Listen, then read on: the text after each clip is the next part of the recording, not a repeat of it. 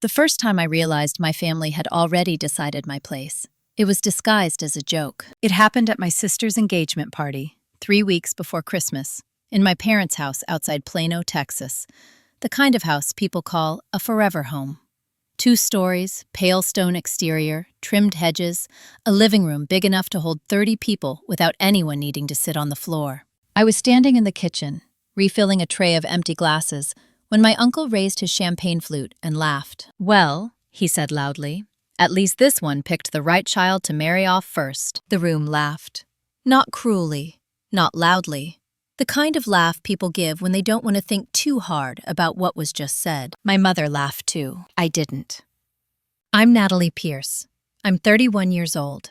And at that moment, with my hands wet from rinsing glasses, I understood something I'd spent most of my adult life avoiding.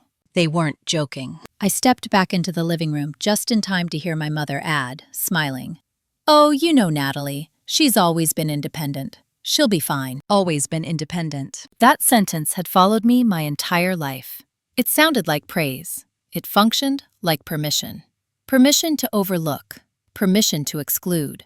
Permission to take something that should have been shared and assign it elsewhere without guilt. My sister Lauren stood beside her fiancé Mark, glowing in that way people glow when they believe the world has aligned in their favor. She caught my eye for a second, hesitated, then looked away. That hesitation mattered. I didn't know why yet, but I would. The party went on. People ate, laughed, asked me polite questions about my job. I work as a compliance analyst for a mid-sized logistics company in Dallas. Not exciting. Exact. Predictable. I like it that way. No one asked me why I'd arrived alone. No one asked why I'd driven 3 hours after a full workday to be here. No one asked anything that might disrupt the tone. I left early. That night, back in my apartment, I opened my laptop and scrolled through photos Lauren had already posted. Comments flooded in. Proud parents, perfect couple, so blessed. I stared at one photo in particular. The 2 of us as kids, maybe 10 and 12, standing in front of our grandmother's old house in Amarillo.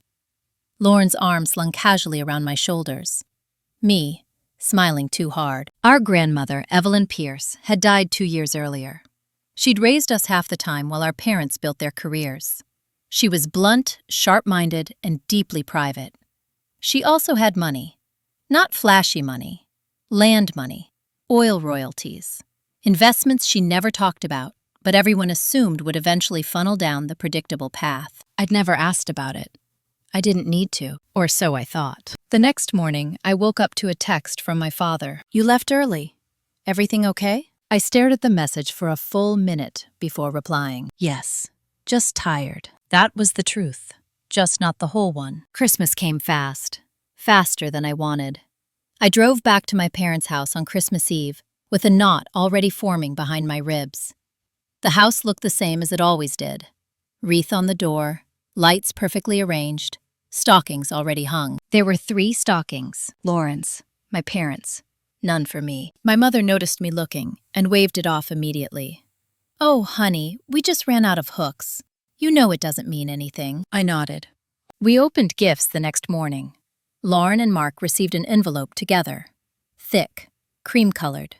My name wasn't on anything like it. I didn't ask. I learned a long time ago that asking questions in my family didn't get answers. It got reframing. After breakfast, while Lauren and my parents sat at the dining table reviewing paperwork, I took my coffee into the living room. I wasn't snooping. I wasn't curious. I was excluded. That's when I heard my father say it. "Well, at least this way it stays in the family." My mother responded quickly. "Exactly. And Natalie wouldn't want the responsibility anyway." I froze. "What responsibility?" Lauren asked. "The house," my mother said. "Mom's house, the one in Amarillo, my grandmother's house." I stayed very still. My coffee cooled in my hands. Lauren made a small sound. "She left it to us?" "To Mark and you," my father clarified. It made sense. "And Natalie?" Lauren asked, her voice careful. There was a pause. "She'll understand," my mother said. "She always does." That was the moment. Not anger, not heartbreak, clarity. They hadn't forgotten me. They hadn't overlooked me. They'd decided, For me. I walked back into the kitchen and set my mug in the sink. The sound of porcelain against steel was louder than it should have been. All three of them looked up. I smiled.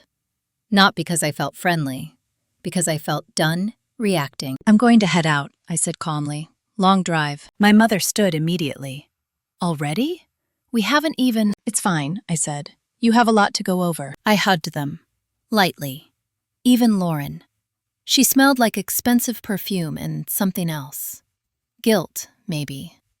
The drive home was quiet. No music, no calls. About an hour in, my phone buzzed. A text from an unknown number. You weren't supposed to hear that. But now that you did, you should know something else. I pulled over.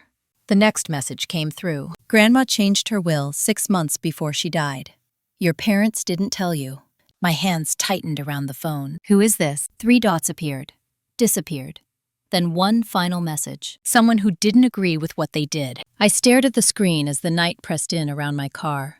Headlights passing like strangers' lives, intersecting mine for a second and moving on. Whatever I thought I knew about my family was incomplete. And whatever they thought I would do next was wrong. I sat in my car for a long time after that last message. The engine idled. Heat hummed through the vents. Trucks passed on the highway, their lights streaking past like nothing in my life had just shifted. I read the text again, slower this time, as if the words might rearrange themselves into something less precise. Grandma changed her will 6 months before she died. Your parents didn't tell you. That wasn't an accusation. It was a statement. Calm. Finished. I typed back. Who are you? This time, the response came quickly. My name is Diane Keller. I was your grandmother's estate assistant for 8 years. She paid me to keep records, not secrets. I let out a breath I didn't realize I'd been holding. Why tell me now? Another pause. Then, because your parents asked me to sign something I wouldn't sign. And because I've watched you be erased quietly for years. That word again. Quietly. I didn't reply after that. Not because I didn't believe her. Because I did. Instinctively. In my family, nothing loud ever happened. Everything was decided behind closed doors, then presented as inevitable. I drove home the rest of the way in silence. That night, I didn't cry. I didn't pace. I didn't call a friend. I showered, ate something small, and went to bed. My mind kept circling the same thought, steady and unwelcome. They assumed I wouldn't push back. That assumption wasn't cruel. It was practical. Built on decades of evidence. I'd always adapted, always stepped aside, always told myself it didn't matter. But this time, something felt different. Not because of the house, not even because of the inheritance, because they hadn't trusted me with the truth. The next morning, I went to work like nothing had happened. I sat in meetings, reviewed reports, flagged compliance issues. My job requires a certain detachment. You can't take violations personally. You document, you escalate, you protect the system. Around noon, my phone buzzed again. Diane Keller. If you want, I can show you the documents. No obligation. I stared at the message. Show me. We agreed to meet 2 days later at a public library in Denton. Neutral. Quiet. No cameras. She was already seated when I arrived. A woman in her late 50s, with neatly cut gray hair, and an expression that suggested she'd spent years watching other people's messes unfold. She slid a folder across the table. Your grandmother was very clear, she said. She didn't want misunderstandings. I opened the folder. Inside was a copy of a will dated 8 months before my grandmother's death. Not the one my parents had referenced in passing. A later one. Properly witnessed, properly notarized. I read my name first. Natalie Pierce. Beneficiary. Equal share. The house in Amarillo was listed separately, to be sold. Proceeds divided equally between Lauren and me. There was even a handwritten note attached. Natalie will ask questions. That's not defiance, that's sense. My throat tightened, but I didn't let it show. They knew about this? I asked. Diane nodded. Your father did. Your mother argued. Said it would complicate things. And then, she said you didn't need to be burdened. Diane replied flatly. That you were better off not knowing. I closed the folder carefully. What did they have you sign? I asked. A statement saying the later will was invalid due to confusion, she said. I refused. 2 weeks later, they They cut off my access and filed the earlier version. And no one questioned it? Diane gave a small, tired smile. People rarely question families that look functional. I thanked her and left with copies of everything. That evening, my mother called. "Did you talk to someone named Diane Keller?" she asked, skipping any pretense. "Yes," I replied. Her tone sharpened. "She's unstable. We let her go for a reason." "I know the reason," I said calmly. Silence. Then she tried a different approach. "Natalie, this is not how your grandmother wanted things to go." I pictured the handwritten note, the steady script. "This is exactly how she wanted it," I replied. "You're misinterpreting," she said quickly. "And even if there was another version, it's too late now. Everything's been settled." Settled. That word again. Final. Inflexible. Designed to end conversations. "I'm not asking to change anything today," I said. "I'm just asking why you didn't tell me." Another pause. Longer this time. "We were protecting you," she said. I closed my eyes. "I didn't ask for protection," I said. "I asked for honesty." She sighed, irritated now. "You always make things heavier than they need to be." There it was. The familiar reversal. My reaction was the problem, not the action that caused it. "I'll call you later," I said, and hung up before she could respond. That night, I spread the documents across my kitchen table. 2 wills, dates, signatures, notes. Everything was clean, clear, legible. This wasn't emotional. It was procedural. My grandmother had made a decision. My parents had overridden it, and they'd done so with the quiet confidence that I would never challenge them. I didn't feel rage. I felt something colder. I felt my position shift. I wasn't a disappointed daughter anymore. I was a removed party, and removed parties have options. I opened my laptop and searched for probate attorneys in Amarillo. Not to start a war. Not yet. Just to understand the terrain. Because one thing had become very clear. Whatever love they thought they were preserving by controlling the truth, it had already cost them the benefit of my silence. And silence, once broken, doesn't return on command. The first attorney I spoke to didn't ask how I felt. That's how I knew I'd found the right kind. His name was Thomas Reed, mid-40s, based in Amarillo, recommended by a colleague of Diane Keller's.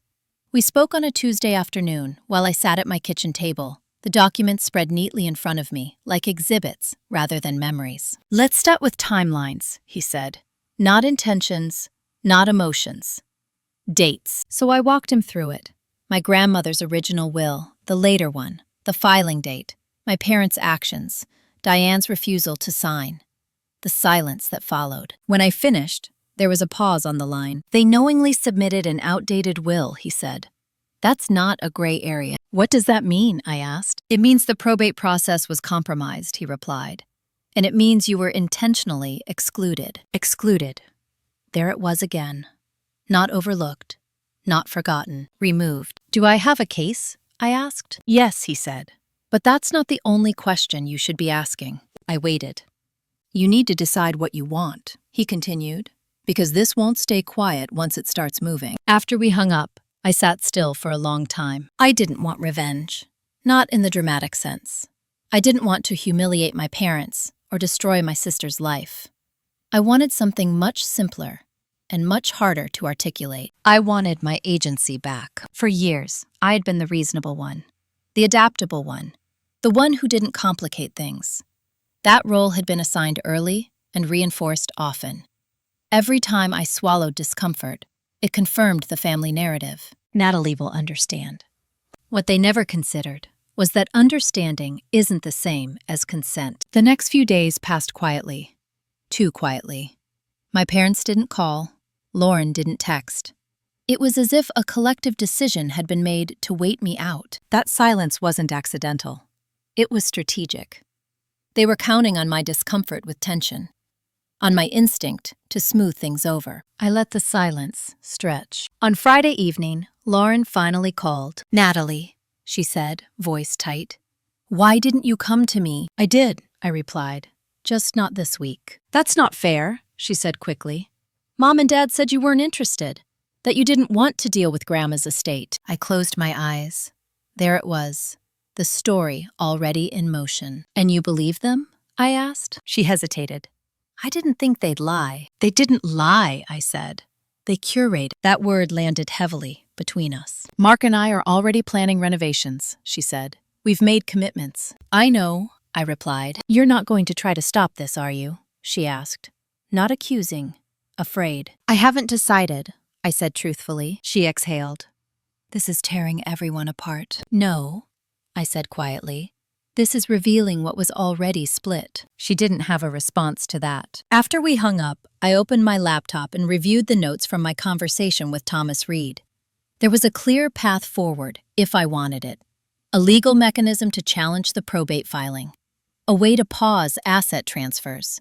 A way to force transparency. But I also knew something else. Once I took that step, I would no longer be the daughter who kept things smooth. I would become the problem. I went to bed that night thinking about all the times I'd been subtly discouraged from asserting myself. When I'd been told I was too intense or overthinking. How often my clarity had been reframed as inconvenience. In my work, those traits were assets. In my family, they were liabilities. Saturday morning, I drove to see Diane again. She greeted me with a nod and poured coffee without asking. They'll try to isolate you, she said matter-of-factly. Make you doubt yourself. They already are, I replied. She slid another document across the table. This is the correspondence between your parents and the probate clerk. Read the language. I read it slowly. There it was, the justification. Natalie is financially stable. Natalie has expressed no interest. Natalie prefers independence. Each sentence built a case for my absence. They spoke for you, Diane said. That's the real violation. I looked up. Why did Grandma change the will? Diane's expression softened. Because she noticed you were being managed. That word hit differently. Managed. She told me once, Diane continued. They treat Natalie like a variable. I don't trust people who do that. I laughed softly, despite myself. That sounds like her. She wanted you protected from that, Diane said, ironically. That night, I drafted an email to Thomas Reed. I want to proceed. Not to overturn everything, but to challenge the filing and request a stay on property transfer. He replied within the hour. Understood. We'll file a petition Monday. I closed my laptop and sat in the quiet of my apartment. I wasn't shaking. I wasn't angry. I wasn't even particularly sad. I felt resolved. For the first time in my life, I wasn't reacting to what my family decided for me. I was deciding for myself. And I knew, with a clarity that surprised me, that whatever happened next would permanently alter how they saw me. They would say, I changed. What they would really mean is that I stopped cooperating with my own erasure. The petition was filed at 9:12 a.m. on Monday. I know the exact time because Thomas Reed forwarded me the confirmation with a single line beneath it. Process initiated. Expect reactions. He wasn't being dramatic. He was being accurate. By noon, my mother called. Not my father. Not Lauren. My mother. She didn't start angry. That came later. Natalie, she said, voice carefully neutral. We received a notice from an attorney in Amarillo. I assume this is about you? Yes, I said. Why didn't you talk to us first? She asked. I leaned back in my chair. I listened first. For years. That's not fair, she said immediately. You know we love you. I didn't respond. Silence makes people uncomfortable. My mother especially. She filled it quickly. This is going to complicate Lauren's life, she continued. She's planning a wedding. This house is part of that future. Then you should have been honest before committing it, I replied. Her breath sharpened. You're being dramatic. No, I said. I'm being procedural. That word again. The one she hated. You always hide behind that, she snapped. Paperwork. Rules. You think that makes you right. It makes things clear, I replied. That's different. She paused, then shifted tactics. You don't even want the house, she said. You've never expressed interest. I didn't know I was allowed to, I replied. Another pause. This one longer. We raised you to be self-sufficient, she said. Lauren needed more support. There it is, I said quietly. There what is? She asked. The justification, I replied. You didn't support her more. You controlled me less. That's not. You didn't trust me with information, I continued, because you assumed I wouldn't comply. That's ridiculous, she said. You always comply. The word slipped out before she could catch it. We both went quiet.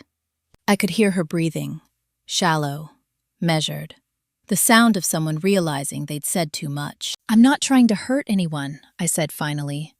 "I'm trying to correct a decision that wasn't yours to make." "You're tearing this family apart," she said. "No," I replied.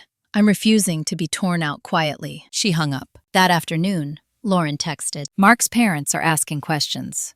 This is embarrassing." I stared at the screen, then typed, "I didn't make it public. I made it accurate." She didn't reply. By Tuesday, the tone shifted. My father called. His voice was tired. "Your mother's beside herself," he said. "I know," I replied. "She didn't sleep," he added, as if that should change something. I closed my eyes. Did she sleep when she filed the wrong will? He didn't answer. "She says you're doing this because you're jealous," he continued. "That you've always resented Lauren. That's easier than admitting she excluded me," I replied. "She was trying to keep things simple," he said. "For whom?" I asked. He sighed. "You've always been so capable. We assumed you didn't need." "Stop," I said. My voice wasn't loud. It didn't need to be. "Do you hear yourself?" Silence again. "I didn't need less," I continued. "I needed honesty." He didn't argue after that. The probate clerk issued a temporary stay on the property transfer Thursday morning. No renovations, no refinancing, no legal movement until the petition was reviewed. That was when panic set in. Lauren showed up at my apartment that evening, unannounced. Eyes red, makeup hastily wiped away. "You're ruining everything," she said as soon as I opened the door. I stepped aside and let her in. She paced, hands moving, words tumbling out. "Mark's parents think my family is hiding something," she said. "They're worried about the title, about delays, about instability." I listened. "This was supposed to be simple," she continued. "Grandma loved us both. Why couldn't you just let it go?" I met her eyes. "Because it wasn't yours to give away." She flinched. "You already got your life," she said. "Your job, your independence." "And you got mine?" I asked. She stopped pacing. "That's not what I meant," she said weakly. "It's what happened," I replied. She sank onto the couch. "Mom says you're doing this to punish her." I thought about that. "No," I said. "I'm doing this because if I don't, nothing stops her from doing it again. To me. Or to you." Lauren looked up sharply. "What do you mean?" "I mean, if she can rewrite Grandma's wishes without telling us," I said, "she can rewrite anyone's." That landed. Lauren didn't stay long after that. She hugged me stiffly at the door, then left without another word. That night, I received an email from Thomas Reed. "The court has requested additional documentation. Diane Keller's affidavit will be included." I smiled faintly. Once a system starts asking questions, it doesn't stop easily. I poured myself a glass of water and sat at the kitchen table. Documents stacked neatly in front of me. For the first time, I wasn't bracing for backlash. I was watching the narrative slip, and I knew the next move wouldn't be emotional. It would be structural. The day after Lauren left my apartment, no one in my family contacted me. Not my mother, not my father, not Lauren. The silence felt intentional, like a door being held shut on the other side. I recognized it immediately. This was the part where I was supposed to get uncomfortable enough to back down, where I was meant to second-guess myself, apologize for the inconvenience, restore the balance by stepping out of the way again. I didn't. I went to work. I reviewed compliance reports. I flagged a discrepancy in a vendor contract and forwarded it to legal with 3 bullet points and no commentary. My hands didn't shake. My voice didn't waver in meetings. If anything, I felt clearer, focused, like something noisy had finally been muted. That afternoon, Thomas Reed emailed me an update. "The probate court has acknowledged the existence of a later will.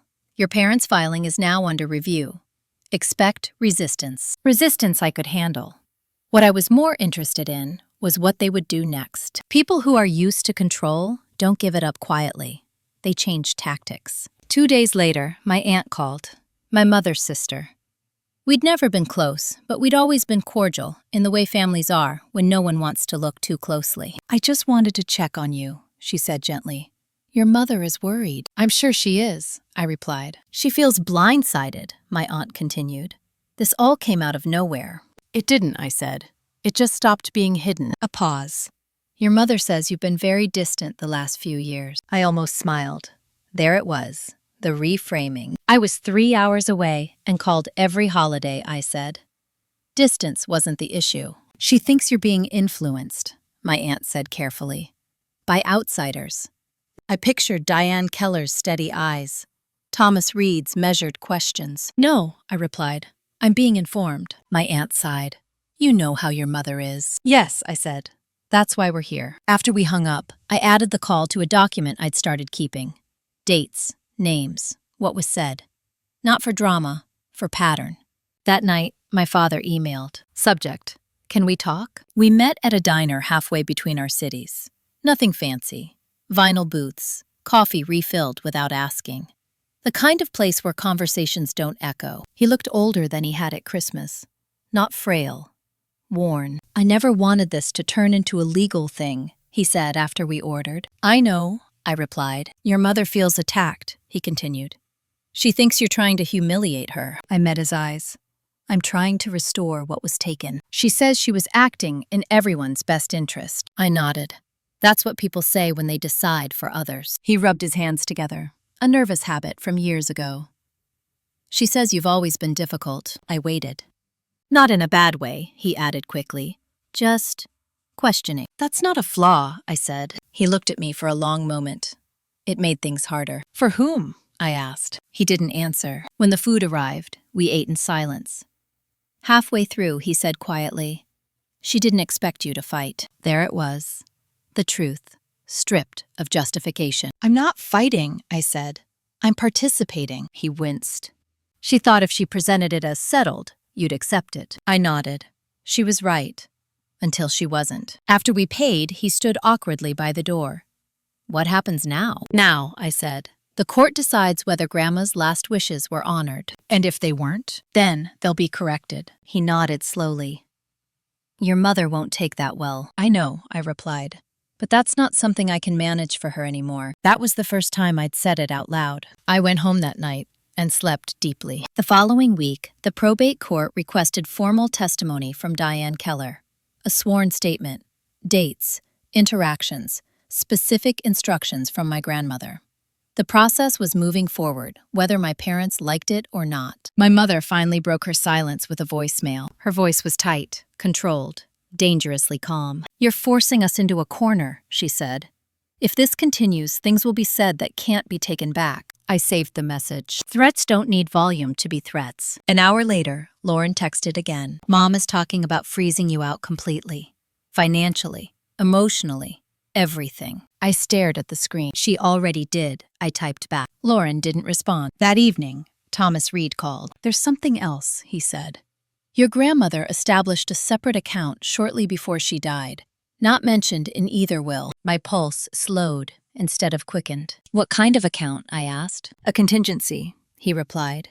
Designed to activate if her wishes were ignored. I closed my eyes. She anticipated this? I asked. Yes, he said. And she planned accordingly. The room felt very quiet. What does it mean? I asked. It means she left instructions, he said. And they don't go through your parents. I hung up and sat at my kitchen table, hands flat on the surface. For the first time since this began, I felt something close to awe. My grandmother hadn't just trusted me. She'd anticipated the resistance. She'd built a safeguard. All this time, I thought I was stepping into unfamiliar territory. I wasn't. I was stepping into a place that had been prepared for me. And whatever my parents thought they'd settled, whatever story they believed they controlled, was about to change in a way they couldn't soften or explain away. The silence they'd used to manage me had run out. And what came next wouldn't require my cooperation at all. I didn't tell anyone about the contingency account right away. Not my parents, not Lauren, not even Diane. I needed time to understand what my grandmother had done before I let it change the balance of anything. Information, used too early, becomes noise. Used at the right moment, it becomes leverage. Thomas Reed emailed me the following morning with scanned copies of the documents. The account had been established 9 months before my grandmother's death, held in trust by a third-party fiduciary based in Santa Fe, New Mexico. Conservative firm, long history.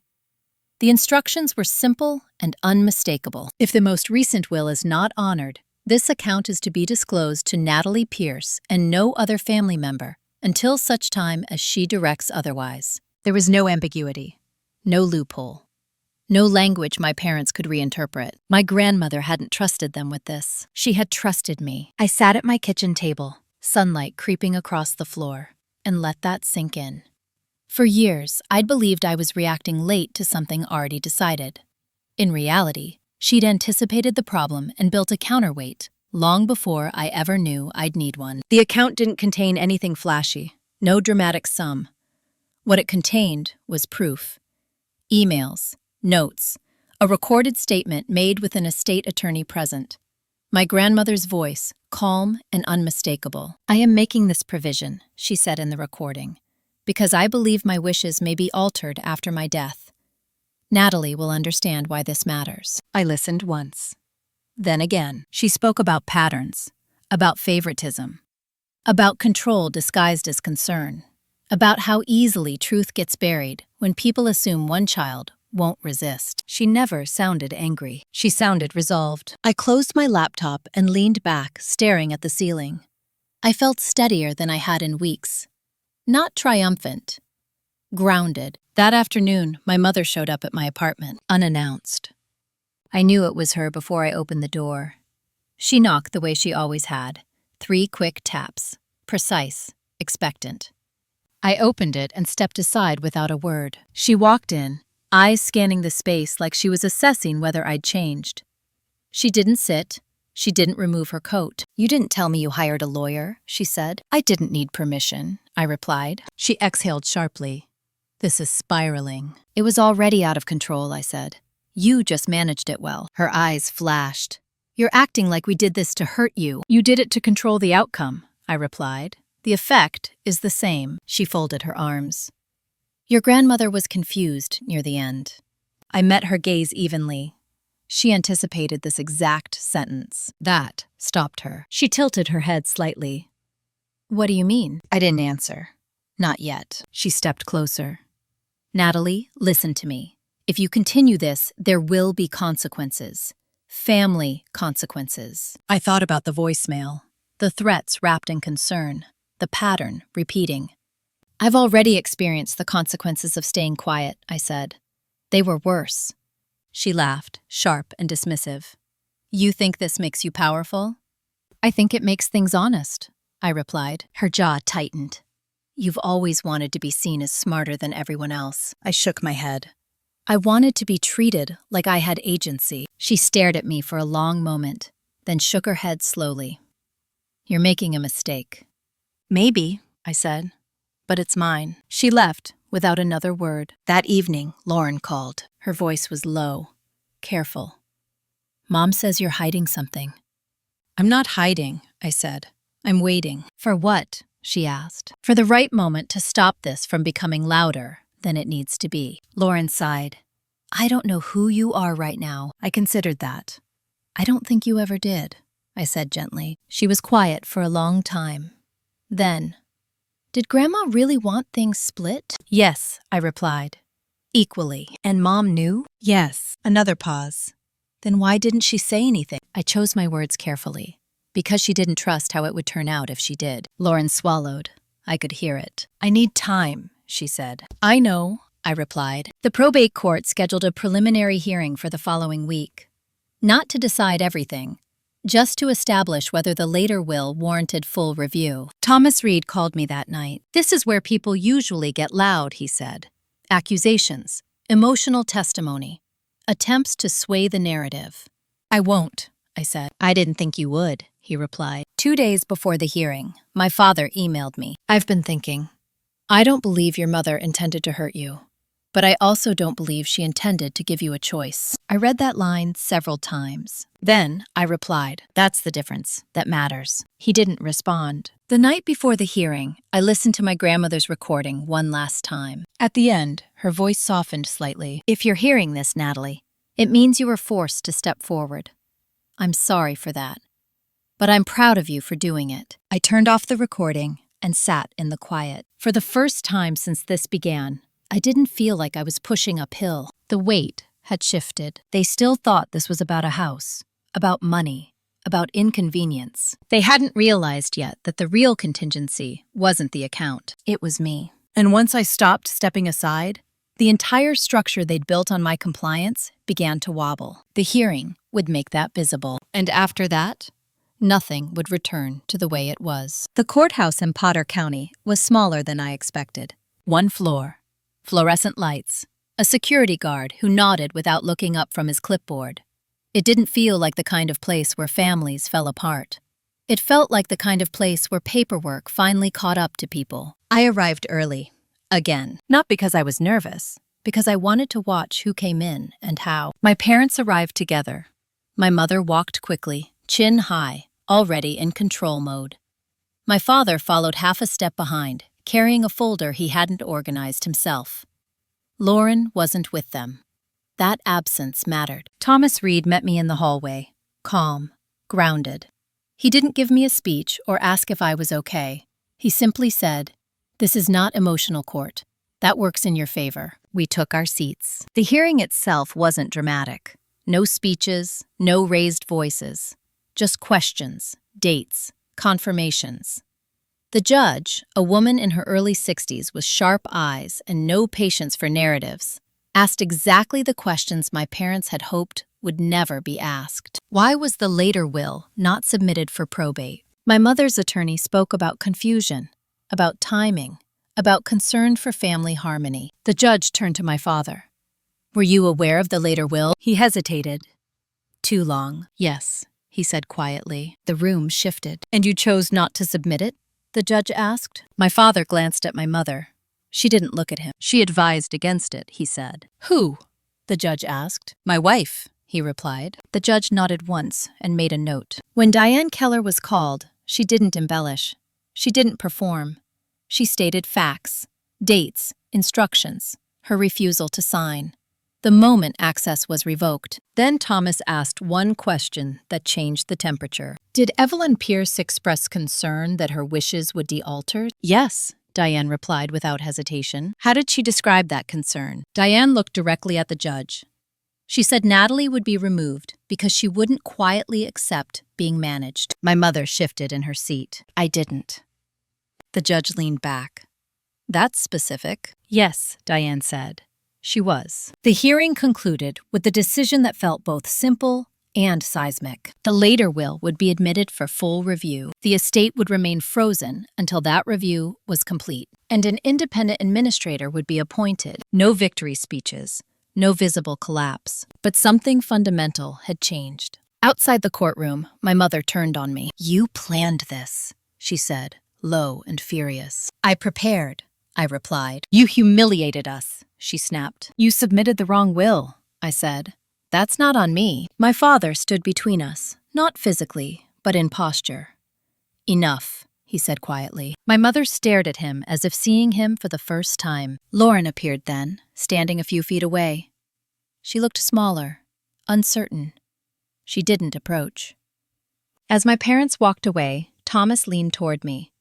This is where people usually try to regain control through emotion. "I know," I said. That night, my mother sent a long email. Not angry, strategic. She spoke about legacy, about reputation, about how public disputes damage families permanently. She suggested mediation, compromise, a way to make this go away quietly. I read it once. Then I archived it. Because quiet was no longer the goal. Clarity was. 2 days later, the trustee from Santa Fe contacted Thomas. They had been notified of the court proceedings and, per instruction, were prepared to disclose the contingency account documentation if requested. We didn't request it yet. Let them wonder. That weekend, Lauren came to see me. She sat at my kitchen table and stared at the wood grain, like it might tell her what to say. "I didn't know," she said finally, "about the second will." "I know," I replied. "Mom told me you didn't want to deal with any of this," she continued, "that you'd be happier staying out." I nodded. "That was convenient." She swallowed. "I should have asked you." "Yes," I said, gently. She looked up, eyes shining, but not crying. "What happens now?" "Now," I said, "the truth stops being optional." She nodded slowly. "Mark's parents are nervous." "I'm sure," I replied. "Are you going to take the house?" she asked. No, I said. I'm going to make sure no one gets it by pretending I don't exist. That answer seemed to land. After she left, I stood at the window for a long time, watching the light fade. I felt something loosen in my chest. Not relief. Permission. The judge had asked questions my parents never thought they'd have to answer. Diane had said my name out loud in a room where decisions mattered. My father had admitted what he'd known. The structure they'd built on my silence had cracks now, and they knew it. The next phase wouldn't be about documents or hearings. It would be about who controlled the narrative once compliance was no longer guaranteed. And for the first time, that wasn't them. The days after the hearing felt suspended, like the air before a storm that never quite breaks. Nothing exploded, no dramatic confrontations, no apologies. Just movement behind the scenes. Calls I wasn't on, emails I wasn't copied on, decisions being renegotiated quietly by people who were used to deciding loudly. That's how I knew the control had shifted. My mother stopped calling. That alone was telling. She never withdrew unless she was recalibrating. Silence for her was never surrender. It was regrouping. Thomas Reed called me midweek. The independent administrator has been appointed, he said. A man named Harold Beck, former judge. Very procedural. Good, I replied. He's requested a full accounting of all estate-related communications from the last 2 years, Thomas continued, including emails. I closed my eyes briefly. They won't like that. No, he said. They won't. That evening, my father called. Not to argue, not to persuade, to ask. Did you know about the contingency? He asked quietly. Yes, I said. How long? He asked. Since last week, I replied. He exhaled slowly. She planned for this. Yes, I said, again. I don't think your mother believes she would, he admitted. She thought everything would default to her. That sentence explained more than he probably realized. Default. In my family, default had always favored the loudest voice, the most insistent need, the person most willing to define reality for everyone else. Natalie will understand, had been the default explanation for my absence. Until it wasn't. She's furious, my father said. Not at you, at the situation. I almost laughed. That's a convenient distinction, I said. He didn't disagree. Over the next 2 weeks, pieces began to surface. Small ones at first. A delayed vendor payment related to the Amarillo property. A renovation contract put on hold. Mark's parents requesting written clarification about title ownership. None of it catastrophic. All of it disruptive. Lauren texted me late one night. Mark's dad asked if there was a chance the house gets sold instead. I stared at the message. There is always a chance, I typed back. She replied almost immediately. Mom is losing it. I didn't respond. I was done managing her emotional weather. Instead, I focused on what was in front of me. Harold Beck requested an interview. Not testimony, just clarification. We met in his office, neutral and spare. No personal photos, no clutter. He asked direct questions and waited for direct answers. Why didn't you object sooner? He asked. Because I wasn't informed, I replied. And when I was, I verified before acting. He nodded. And what do you want from this process? I didn't hesitate. I want my grandmother's final wishes honored. And I want a structure that prevents this from happening again. To you, he asked. To anyone, I said. He studied me for a moment. You're not seeking control. No, I replied. I'm seeking removal from manipulation. That seemed to satisfy him. 2 days later, my mother tried again. This time, she came through Lauren. Lauren showed up at my door, looking exhausted. She wants to meet, she said. Just the two of you. I considered it. I'll listen, I said. But I won't negotiate. Lauren nodded. I'll tell her. We met at a coffee shop near my apartment. Public, neutral, bright. My mother arrived early. She looked composed. Too composed. That was always a warning sign. She didn't waste time. This has gone far enough, she said. People are talking. People always talk, I replied. You're damaging the family's reputation, she continued. I stirred my coffee slowly. Reputation built on omission doesn't survive scrutiny. She leaned forward. What do you want, Natalie? I looked at her then. Really looked. For the first time, I saw not authority, but fear. Fear of exposure. Fear of losing narrative control. Fear of being seen clearly. I want transparency, I said. And distance. Her eyes narrowed. Distance? Yes, I replied. From decisions that affect me without my consent. You're part of this family, she said sharply. That's not the same as being subordinate, I replied. She straightened. If you continue, you will lose us. I thought about that. The holidays, the conditional affection, the quiet exclusions. I already did, I said calmly. I just didn't name it. Her jaw tightened. You think this makes you strong? No, I said. It makes me free. She stood abruptly. Don't expect forgiveness. I'm not asking for it, I replied. She left without finishing her coffee. The next morning, Thomas Reed called. The administrator is recommending a settlement framework, he said, one that limits future interference. What kind? I asked. Financial separation, he replied. Clear boundaries. Reduced discretion for your parents. I smiled faintly. Control was being replaced by structure. That was the shift they hadn't anticipated. Lauren called later that day. I don't know who Mom is anymore, she said quietly. I thought about that. She's always been this person, I replied. You're just seeing her without leverage. Lauren was silent for a long time. Then, I don't want to become that. You won't, I said, as long as you keep asking questions. That night, alone in my apartment, I opened my grandmother's letter again, the one attached to the will. She had written in steady ink, "Do not confuse peace with silence." I closed the letter and leaned back. The power hadn't flipped dramatically. There was no moment where everything turned upside down. It was subtler than that. The power shifted the moment I stopped absorbing discomfort to make others comfortable. And once that happened, everything built on my compliance began to look unstable. The next chapter wouldn't be about proving anything. It would be about deciding how much access my family would have to the version of me that no longer asked for permission. The settlement proposal arrived on a Thursday morning, not by email, by courier. A thick envelope, neutral letterhead, Harold Beck's name printed cleanly at the top. No commentary, no tone. Just facts laid out in careful sequence, the way systems speak when emotions have been removed from the process. I didn't open it right away. I made coffee. I fed my cat. I stood by the window and watched a woman across the street load groceries into her car, one bag at a time, unhurried. Life continuing normally, while mine sat in an envelope on the kitchen table. When I finally opened it, I read slowly. The recommendation was precise. The Amarillo house would be sold.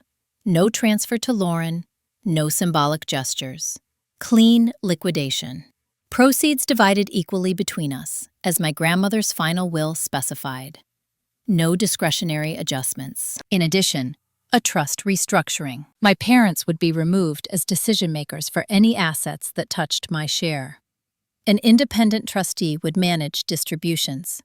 Any future changes would require my written consent, notarized. And then the part I hadn't expected. A clause limiting contact, not legally enforced, but formally acknowledged. A boundary written into the settlement notes. Any attempt to coerce, pressure, or manipulate regarding estate matters would be documented and could reopen review. This wasn't revenge. It was containment. I sat down at the table and felt something settle into place. Not relief. Recognition. They had realized I wasn't bluffing. My mother called an hour later. Her voice was clipped, controlled, polite in a way that felt brittle. You're really going to let them sell the house? She said. Yes, I replied. That was supposed to be Lauren's, she said. It was supposed to be shared, I replied. That was always the condition. You're punishing her, my mother snapped. No, I said. I'm refusing to reward a process that excluded me. Silence. Then, if you accept this, don't expect things to go back to normal. I thought about that. About what normal had meant. The quiet decisions, the managed information, the unspoken understanding that my role was to adapt. I'm not interested in normal, I said. I'm interested in accurate. She hung up without another word. Lauren called that night. She sounded tired, not angry, just worn down. I saw the proposal, she said. Yes, I replied. Mark is furious, she admitted. His parents think this makes our family look unstable. I waited. She says you're being cold, Lauren continued, that you don't care how this affects us. I chose my words carefully. I care. I just don't prioritize it over being erased. Lauren exhaled. I don't know what to do. I believed her. For years, she said quietly, I thought Mom was protecting me. Now I'm not sure who she was protecting. That's an uncomfortable realization, I said. She laughed softly, without humor. That's one way to put it. After we hung up, I signed the acceptance page. No ceremony. No hesitation. Just my name, written clearly, in ink that didn't tremble. Thomas Reed called the next morning. They didn't expect you to agree so quickly, he said. They expected negotiation? I asked. They expected emotion, he replied. I smiled. Within days, the reactions came. My aunt stopped calling. My mother's sister, who'd once urged me to reconsider, sent a single text. I hope you're happy. I didn't respond. My father sent a longer email. Careful, reflective, regret threaded through every sentence. I should have asked more questions. I should have spoken up sooner. I hope someday you'll understand why I stayed quiet. I read it twice, then replied, I understand. I just chose differently. He didn't write back. The house went on the market 2 weeks later. Lauren didn't tell me at first. I found out through the listing. The photos were staged, neutral, all traces of our childhood removed. No sign of the kitchen table where my grandmother taught me how to read contracts by hand. No sign of the hallway where Lauren and I used to measure our height on the wall. It sold quickly. That wasn't the hard part. The hard part came when my mother showed up at my workplace. She didn't come inside. She waited by the entrance, arms crossed, expression set. I stopped a few feet away. You don't get to do this, I said calmly. This is my boundary. She looked thinner, older, not fragile, just exposed. I gave everything to this family, she said, and you took it from me. I met her eyes. You gave control, not trust. She shook her head. You're rewriting history. No, I replied. I'm reading it clearly. She stepped back, like she'd been pushed, even though I hadn't moved. You think this is over, she said. It is, I replied. She searched my face for something.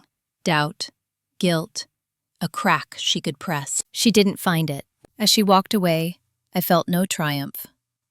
Just distance. That night, alone in my apartment, I realized something else. I hadn't once asked what my parents would think before making a decision. Not once. The story had shifted from defense to authorship. They could call it revenge, family drama, betrayal. But from where I stood, it was something simpler. I had stopped being available for manipulation.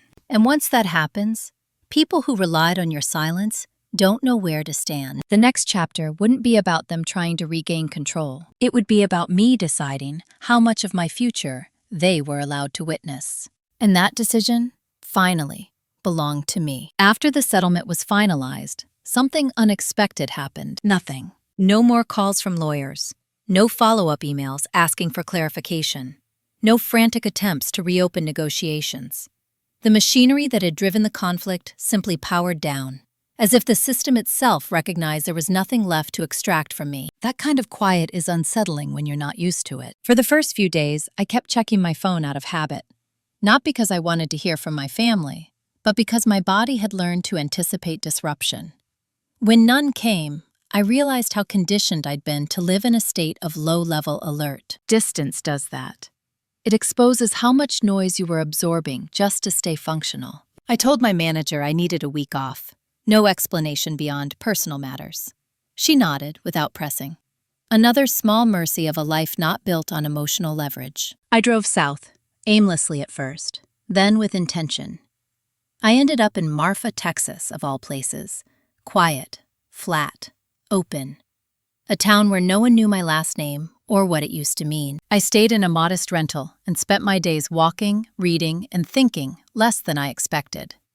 When your nervous system finally calms down, you don't rush to fill the space. You let it stretch. On the third night, my father called. I almost didn't answer. Not out of anger, out of caution. But I did. I'm not calling to argue, he said immediately, or to convince you of anything. I know, I replied. He sounded tired, but clearer than he had in months. Your mother moved out of the house. I didn't respond right away. She says it's temporary, he added. But I think she knows it isn't. That's probably wise, I said. She feels betrayed, he continued, by both of us. I thought about that. About how easily accountability becomes betrayal when control is threatened. She feels exposed, I said. That's different. He was quiet for a moment. Then, I should have protected you. That sentence landed heavier than anything else he'd said in years. I didn't need protection, I replied. I needed honesty. I know, he said softly. I just didn't know how to stand up to her without losing the peace. And now? I asked. And now I see that peace was just avoidance, he said. We didn't talk much longer after that. There was nothing left to resolve in words. When I returned home, my life felt smaller and more intentional. I stopped attending extended family gatherings without explanation. I declined invitations that came with unspoken expectations. I noticed how often I'd previously said yes, just to avoid being labeled difficult. That label no longer scared me. Lauren called a few weeks later. Not emotional, not defensive, just quiet. I moved out of the house, she said. Mark and I are renting for now. How are you? I asked. She hesitated, confused, but clearer. That's a start, I said. She laughed softly. You always say things like that. I've had practice, I replied. She told me she and our mother weren't speaking much, that their conversations kept circling back to blame and loyalty, that she was tired of being positioned between two narratives. I don't want to be the reason either of you hurts, she said. You're not, I replied, and you never were. After we hung up, I sat with that realization. How often women are cast as buffers in family systems. How often peace is maintained by someone absorbing impact so others don't have to. I stopped volunteering for that role. The trustee sent a routine update the following month. The proceeds from the house sale had been distributed. My share was deposited into the trust as agreed. No drama, no commentary. I didn't celebrate. I paid off my remaining student loans, set aside a portion for savings, left the rest untouched. Not because I was afraid to use it, but because I wanted to decide from a place of calm, not reaction. One evening, as I was sorting through old files, I found a photo I hadn't seen in years. My grandmother and me, sitting at the Amarillo house's kitchen table, papers spread between us, her finger pointing to a line of text, me listening intently. I remembered that afternoon clearly now. Never let anyone tell you that clarity is cruelty, she'd said. People who benefit from confusion will always call it kindness. I understood that differently now. The real revenge wasn't the court ruling or the sale of the house. It wasn't watching my mother lose her grip on the narrative she'd curated for decades. The real revenge was living a life that no longer required my silence. At work, I was promoted that fall. A quiet transition. More responsibility, more autonomy. No ceremony. Just recognition earned without negotiation. I didn't tell my family right away, not because I was hiding it, because it didn't belong to them anymore. The last time I saw my mother was at a funeral, a distant relative. We stood on opposite sides of the room. She looked at me once, then away. No confrontation, no reconciliation, just distance. And in that distance, something unexpected happened. I felt light. Not because I'd won anything, but because I'd stopped carrying what was never mine to manage. The power hadn't shifted in one dramatic moment. It had shifted gradually. Each time I chose clarity over comfort, structure over silence, myself over the role I'd been assigned. There was only one chapter left to write, not about them. About what comes after you stop trying to earn your place and start choosing it. The strange thing about distance is that it doesn't announce itself as healing. At first, it feels like absence, like something missing. You reach for a familiar weight and find nothing there. No tension before phone calls, no rehearsed explanations, no instinct to justify choices that don't require consensus. Then, slowly, absence turns into space. Weeks passed without incident. No legal updates, no family emergencies. No sudden attempts to reinsert urgency into my life. The system that once depended on my responsiveness had adapted to my silence by moving on without me. That was the proof. I hadn't been essential because of love. I'd been essential because of availability. I noticed the difference in small ways. I stopped checking my phone during meals. I I slept through the night without waking up with my jaw clenched. I said no to a project at work without adding an apology at the end of the sentence. No felt complete on its own. One Saturday morning, I drove to a nearby town and wandered through an open-air market. I bought bread I didn't need and flowers I hadn't planned for. I sat on a bench and watched people move through their lives without knowing anything about mine. It felt grounding, anonymous, free. Later that afternoon, my father emailed. Subject: thank you. That was all. I stared at the screen for a moment before opening it. Thank you for not making me choose sides. Thank you for letting the truth exist without forcing me to perform around it. I don't know what happens next with your mother, but I know I can finally stop pretending things were fine. I read it twice. Then I replied, "You're allowed to choose yourself too." He didn't respond. He didn't need to. A few days later, Lauren sent me a photo. She was sitting on the floor of her rental apartment, surrounded by unpacked boxes. No caption, just the image. I smiled. That was the first time she'd shared something without context, without explanation, without positioning herself in relation to anyone else. I texted back, "Looks like a beginning." She replied with a single heart. Not dramatic, just acknowledgement. At work, I was asked to lead a new compliance initiative, cross-departmental, high visibility, the kind of role that used to make me hesitate, not because I couldn't do it, but because I'd been trained to anticipate resistance before it appeared. This time, I said yes, without a second thought. During the first meeting, a senior manager tried to interrupt me twice. I didn't rush to accommodate him. I waited until he finished, then continued exactly where I'd left off. No explanation. No apology. Afterward, a colleague leaned over and said quietly, "You handled that well." I nodded. I know. That confidence didn't come from arrogance. It came from alignment. When you stop fighting yourself, there's less to manage. The holidays approached again. This time, I made plans without consulting anyone. I booked a small cabin near Big Bend. No agenda, no visitors, just quiet. My mother didn't reach out. That absence no longer felt like punishment. It felt like confirmation. On Christmas morning, I woke early and made coffee. I sat on the porch, wrapped in a blanket, and watched the sun rise over the desert. No phone notifications, no obligations, just stillness. I thought about how different this felt from every Christmas before it. The subtle anxiety, the unspoken hierarchy, the sense that my presence was optional, but my compliance was expected. None of that existed here. I realized then that the most radical thing I'd done wasn't filing a petition or forcing a settlement. It was refusing to participate in dynamics that required me to disappear. People talk about revenge as if it's loud, as if it requires spectacle. But the kind that lasts is quiet.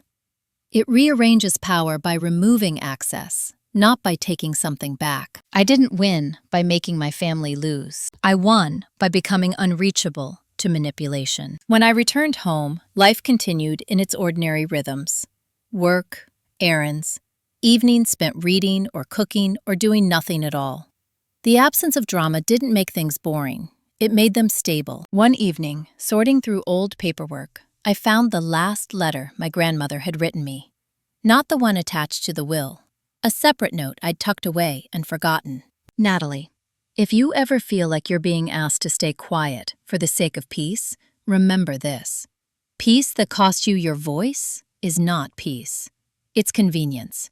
And convenience is rarely neutral. I folded the letter carefully and put it back. Some lessons take years to land. The family drama that once defined me had faded into context. Not erased, integrated. I didn't need to relive it to remember what it taught me. My mother remained distant, my father steadier, my sister quieter, more observant. None of that was my responsibility to fix. I had stopped confusing proximity with connection, and that clarity changed everything. The final chapter wasn't about reconciliation or closure or forgiveness. It was about choosing myself again and again without needing an audience. And that choice, once made, doesn't need defending. It just needs honoring. The last piece arrived quietly. No envelope, no call, no announcement. Just a notification from the trustee that the trust restructuring was complete and would continue without any action required from me. Everything finalized, everything documented, everything out of my hands in the best possible way. I closed the message and didn't think about it again that day. That's how I knew it was truly over. For so long, my life had been shaped by reactions, anticipating moods, reading between lines, adjusting myself to fit a structure I hadn't designed and couldn't question without consequences. When that stopped, I expected some dramatic sense of release. What I felt instead was quiet competence, like standing on solid ground after years of balancing on something unstable and calling it normal. I didn't cut my family off in a single definitive moment.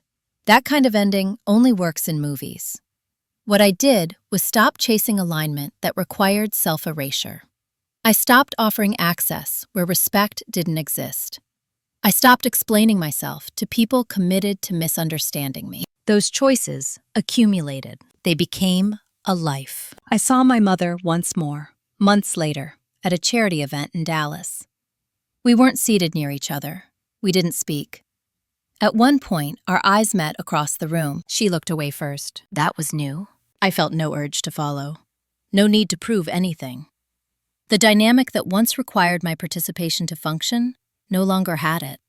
That was the real shift. Lauren and I settled into something quieter. We weren't close, but we were honest. We talked occasionally, about work, about small things. She no longer acted as a messenger or mediator. When our mother came up, it was factual, not loaded. I saw her learning how to stand without being propped up by someone else's authority. That mattered. My father and I rebuilt something steady. Not dramatic, not confessional. Just real. We spoke without subtext now. He stopped asking me to smooth things over. I stopped managing his discomfort. We met for lunch sometimes, talked about books, about the weather, about nothing that required emotional translation. That was enough. At work, the initiative I'd led turned into a permanent role. More responsibility, more autonomy, more trust. The kind that comes from consistency, not performance. I didn't tell my family. Not out of spite, out of ownership. Some parts of your life don't need witnesses to be valid. On my 32nd birthday, I spent the day alone, by choice. No party, no expectations. I took the afternoon off, walked through a museum, ate dinner at a quiet place near home. I didn't feel lonely. I felt complete. That's the word people avoid because it sounds final, like you've closed yourself off to connection. But completeness doesn't mean isolation. It means you're no longer negotiating your worth. Looking back, I understand now that the injustice wasn't just the inheritance. It was the assumption beneath it. The belief that my role was to adapt, not to decide. That my silence was consent. That my independence meant I didn't need fairness. That assumption collapsed the moment I refused to carry it anymore. Revenge didn't come from taking something away from them. It came from stepping out of the system that required my compliance to survive. From choosing clarity over comfort. From allowing consequences to exist without rushing in to soften them. People call that cold. I call it honest. If you're listening to this and something in it feels familiar, I want you to know this. You don't have to explode your life to reclaim it. You don't need to shout or justify or convince anyone of your pain. Sometimes the most powerful move is simply to stop participating. Stop absorbing blame that isn't yours. Stop making room for dynamics that depend on your silence. Stop confusing endurance with love. Boundaries aren't walls. They're doors you decide how and when to open. My family drama didn't end with reconciliation or forgiveness. It ended with choice, with agency, with the quiet understanding that I no longer needed to be agreeable to be worthy. That was the ending I chose. If this story resonated with you, if you've ever been excluded, manipulated, or quietly written out of a narrative that depended on your compliance, share your thoughts in the comments. Sometimes, knowing you're not alone is the first step toward clarity. And if you want more stories like this about revenge, family drama, betrayal, inheritance, and the moment the power finally turns, like and subscribe. Some endings aren't about closure. They're about freedom, and that one is always yours to claim.